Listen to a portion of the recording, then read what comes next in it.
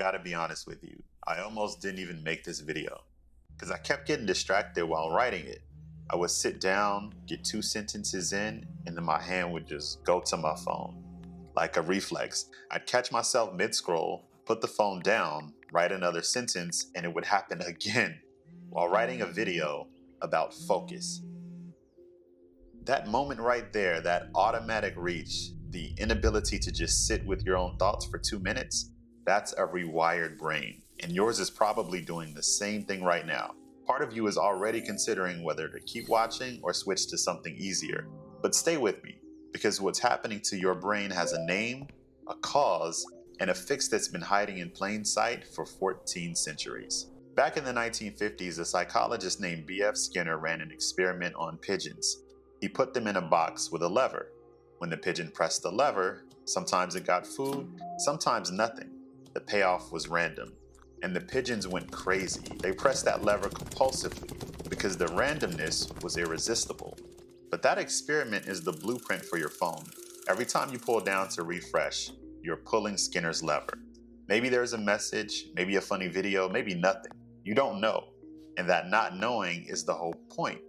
A former Google design ethicist named Tristan Harris has been saying for years that apps are built on the exact same psychology as slot machines. The infinite scroll, the autoplay, the red notification badge, none of that's accidental. But here's what Skinner couldn't have predicted. See, his pigeons pulled a lever maybe a few hundred times a day. You're pulling yours thousands of times. Before breakfast, during conversations, in the bathroom, right before you stand up to pray. And every single pull is doing something to your brain that most people completely misunderstand. Because most people think dopamine is the pleasure chemical. You do something fun, dopamine goes up, and you feel good. Simple. But no. See, dopamine is the wanting chemical. It fires up before you get the reward, not after. It's the thing that makes you reach for your phone, not the thing that makes you feel good once you've checked it. That's why you can scroll for an hour and feel worse than you did before you started. The dopamine got you to pick up, but once you're there, you're chasing a feeling that's already gone. In 2021, Dr. Anna Lemke, a psychiatrist at Stanford, published a book called Dopamine Nation, and she laid out something called the pleasure-pain balance. Your brain works like a scale. Every hit of easy pleasure, a notification, a like, a new video, tips the scale one way. And to compensate, your brain automatically tips it back the other direction, towards restlessness, towards irritation, toward boredom. And when you tip that scale hundreds of times a day, every day, your brain recalibrates, your baseline drops. Now, normal life, real conversation, reading, sitting in stillness, they all feel flat, almost painfully so, because your brain has been trained to expect a level of stimulation that real life was never designed to provide. That's called dopamine dysregulation, and it happens to anyone with a smartphone. So basically everyone. And this isn't just an issue about productivity, it's connected to something deeper. Think about what prayer actually asks you to do. Stand still, close off every external input, turn inward. Focus on something you can't see or hear or touch, and then hold that focus for several minutes, multiple times a day. That's the exact opposite of what a dysregulated brain wants to do. And it's not just prayer. Quran recitation asks you to sit with one text slowly, sometimes repeating the same verse over and over. For a brain addicted to novelty, that feels almost physically uncomfortable. Even making dua, just talking to Allah in your own words, requires you to slow down long enough to actually feel what you're asking for. And a brain running on empty dopamine loops cannot do that. So what happens? Worship becomes mechanical. You go through the motions, but there's nothing behind them. And over time, you start thinking that's just what prayer is. But the Quran describes believers whose hearts soften when they hear its verses, whose skin shivers. That response requires a nervous system that's still quiet enough to actually receive something. And every cheap dopamine hit you give it is raising the noise floor. Your faith might be intact, but your capacity to experience it is dwindling. On YouTube, dopamine detox content stops at focus and productivity. And yeah, those matter. But if you're Muslim, there's a whole dimension that they're not even equipped to talk about. So here's what's interesting. Every single thing modern neuroscience says you need to reset your dopamine system, Islam built it into daily life over 1400 years ago. It's just the way a Muslim structures their day. Let's start with fasting. Dr. Lemke's research says one of the most effective ways to reset dopamine is prolonged abstinence from the source of overstimulation. That's exactly what fasting is. You're voluntarily removing the most basic, most reliable source of pleasure a human being has, food and water, for an entire day, and you're doing it on a schedule.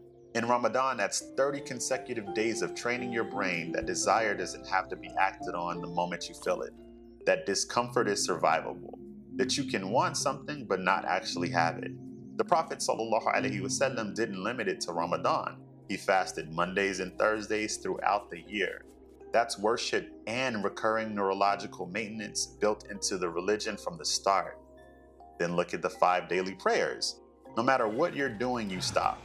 You step away from whatever had your attention and you stand in silence. That's structured interruption to the dopamine cycle. 5 times a day, every single day. Nothing in modern productivity culture even comes close to that, and I know because I've looked. And then there's the Prophet's lifestyle itself. By the end of his life, he had access to more than almost anyone around him. And he chose dates and water, simple clothing, a modest home. Aisha radiallahu anha describes months passing without the fire being lit in their kitchen. He chose that, a deliberate refusal to let comfort become the baseline, which is word for word what dopamine researchers say is the key to a healthy reward system. See, the entire structure of a practicing Muslim's life is a dopamine regulation protocol. We just call it Sunnah. But okay, how can you optimize all of this for your life? I want to give you 3 shifts, and I mean real shifts in how you move through your day. Because white knuckling through a weekend detox and going right back to normal on Monday isn't going to work. You probably already fast, but most of us fast on autopilot. Next time you're fasting, whether it's Ramadan or a Monday or a Thursday, pay attention to what happens in the gap. That moment when the craving hits and you don't act on it. The restlessness that pulls you towards whatever you're craving, that gap between wanting and doing is where your entire capacity for self-control lives. Every time you sit in it without reaching for the quick fix, you are rewiring. The neural pathways that scream, "Give me something now," get quieter. The ones that say, "I can be patient," those get stronger. The Prophet ﷺ said fasting is a shield. Most people hear a type of spiritual protection, and it is, but it's also a shield against the thing that's hijacking your attention. Your own impulses, your nafs. Think about your average day. You wake up, grab your phone, you eat while watching content, you commute with earbuds in, you wind down with more content. There's almost no point where your brain isn't receiving input. The companions of the Prophet lived in natural silence most of the time. Long walks between towns, nights in the desert with nothing but stars, hours of manual work with no background noise. Their brains had space. Yours doesn't. So carve out 15 minutes a day with zero input. No phone, no audio, no screens.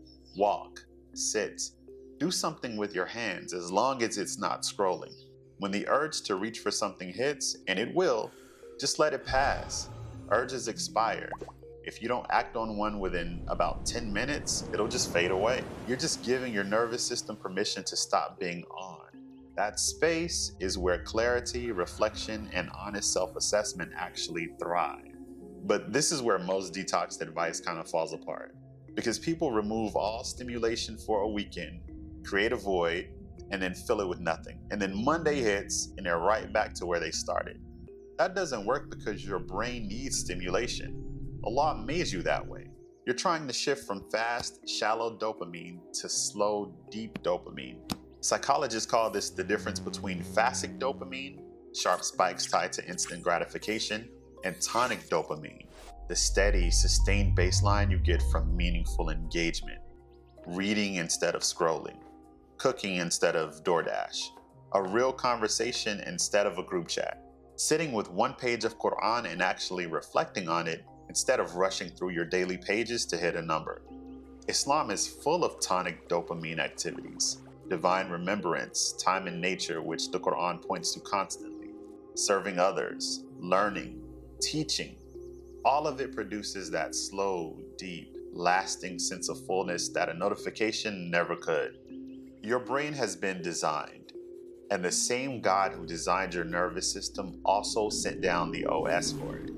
The version of you that can sit in stillness, pray with presence, and go an hour without touching your phone, that version of you is already here. You just have to stop feeding the thing that's keeping it buried. Hey, if you appreciate our content, subscribe. NafsWork is where faith, psychology, and knowing yourself actually meet, with new videos every week. Thanks for watching. Assalamu alaikum.